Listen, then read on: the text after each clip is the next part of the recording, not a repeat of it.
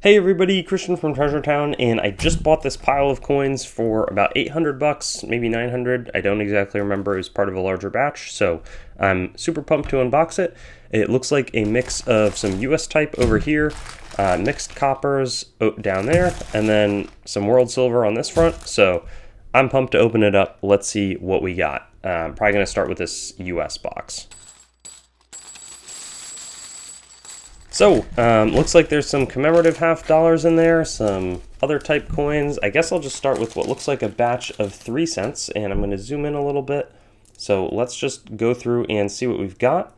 Here's an 1869 3 cent, and so they look like decent circulated 1865 examples. Nothing crazy, 1870, but nothing, you know, super ugly either. 69 and 65, that's 6 of those. So pretty good start. Then over here we've got a bunch of 2 cent coins. This one is from 1864 with a little bit of a rim nick. 1867. Here we've got 1865, 65, and 69. So some more decent type. I have not been selling any US type in a very long time, so kind of excited at the opportunity to reload a bit of that into the inventory. Some of these are going to be clearly pretty worn. One's more of a nick-a-date condition, as is that one. But we'll see. We've got an 1867, 1866. These are shield nickels, the first type of nickel that we made in America. Worn, pretty worn, but that's 1869, I think, at a quick glance, and then also 1869. Some shield nickels, not bad. We've got some mixed commemorative half dollars. We'll go for a Washington Carver 1952, another 52, nicer shape on that one. Stone Mountain commemorative half dollar in 1925, and this one also is going to be a 1925 Stone Mountain. We've got the Booker T. Washington from 1946. We'll see if there's a mint mark on this one. It's from San Francisco. Very nice. In good shape. 1893 and 93 and 93 and 92 and 93 and 93. Colombian half dollars. Columbus commemorative. I think it was at the World Expo they produced those coins. Then right here we've got some half dimes. Super cool. 1951. Is that a 71? Is that still a half dime? I guess it is. I forgot that they made them that late, even as they had the nickels. 1854. These arrows were because there was the gold rush. Gold became less valuable, so people would melt all the silver. So you actually had to slightly decrease the silver content in America so that the coins wouldn't all get just melted down. 1872, 1853 with a hole in it. 1853, 1853. Again, all these little arrows coins. Wonder if there's any mint marks. New Orleans mint on that one. New Orleans was our mint that was open from like 1838 to I think 1908 or the early 1900s, basically. And we've got, this looks like some Flying Eagle cents as well. 1857 and 57. Cool. What's that? We've got an 1890 dime, and then an 1873. In 73, they add some weight, so those also signify the added weight coins. Here's some large cents that appear a little bit distressed, but that's the condition I paid for. 1832, 1838, 1837, very nice, 1853, 1843, and then we've got a no date pair. That one's maybe technically 42 is what I would estimate that to be, but not exactly clear. We've got a 3 cent silver, probably 1852, but we'll just have to sell it as a no date, which is fine. Maybe we'll do a lot of coins of worse condition. 1863 and 62 fatty Indian head cents, and that's going to be the little US type bag. Let's get into this world copper mix.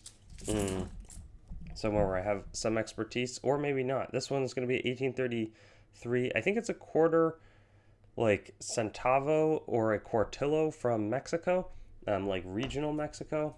Pretty interesting coin if you ask me. I'll be excited to learn better what that is. 1819.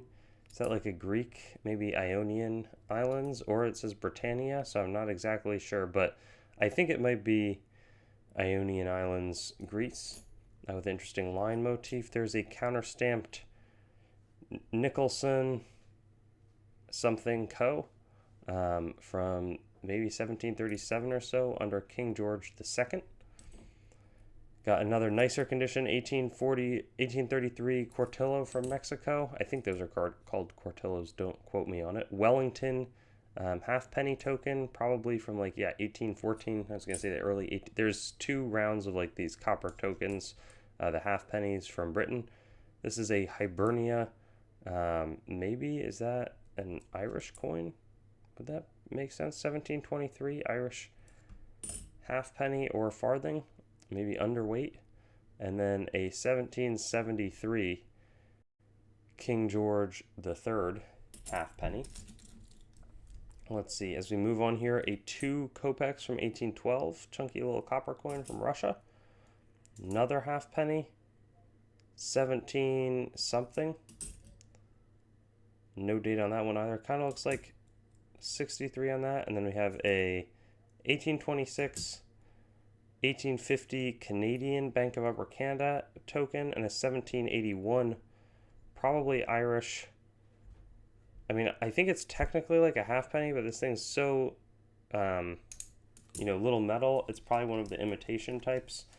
I forget exactly the history there. We have this little Mexican 20 centavos. Let's take a look at this last batch of the, cool coppers, or however they're viewed. 1864, 1 cent.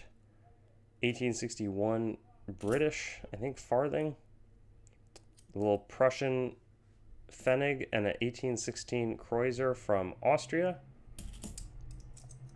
We've got a King George the Third.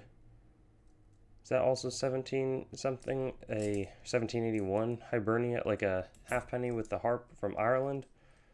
A Chinese Tai Ching Ti Kuo copper. We have this Sicilian 6 Tornesi from 1800. That's pretty cool.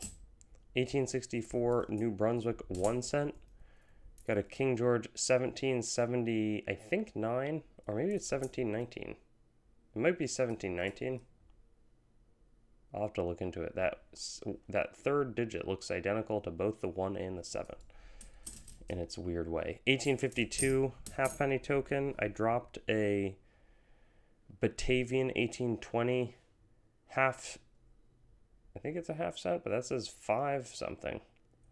Some small Netherlands East Indies denomination, I believe. A French colonies 10 cents from 1841 under Louis Philippe I. That's maybe my favorite copper coin of the batch. And we've got an 1857 Upper Canada Bank token.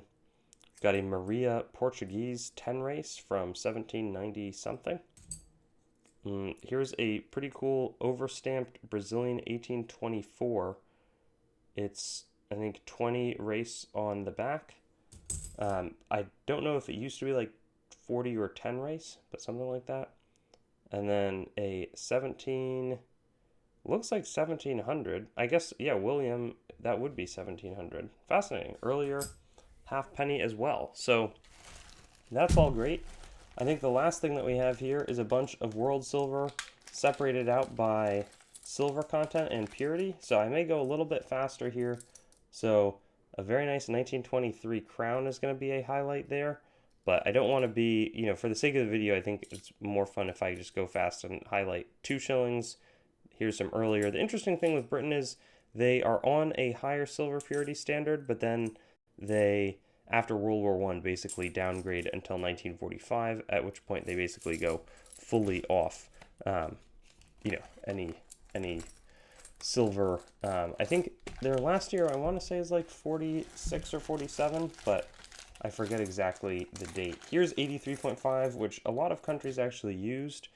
We got some nice Swiss stuff, 1944. I'm going to hope that there's some earlier items in here, 1940, as well as French. The Belgians also used it, 1918, 2 francs, and 1918. Let's see, there's Swiss. That's the herdsman type, 1967.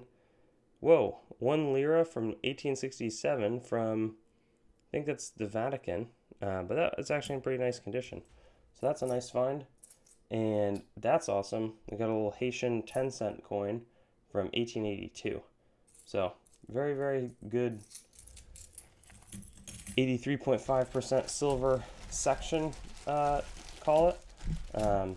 What are some of these other little baggies? What do they have? We've got, whoa, that looks like an American 1835 half dime cap bust. That's pretty sweet. Mexican 10% silver, a little, ooh, 91.7. I think that this is going to be like British India. We'll see if it will flip over. And it did, 1926, yep, quarter rupee.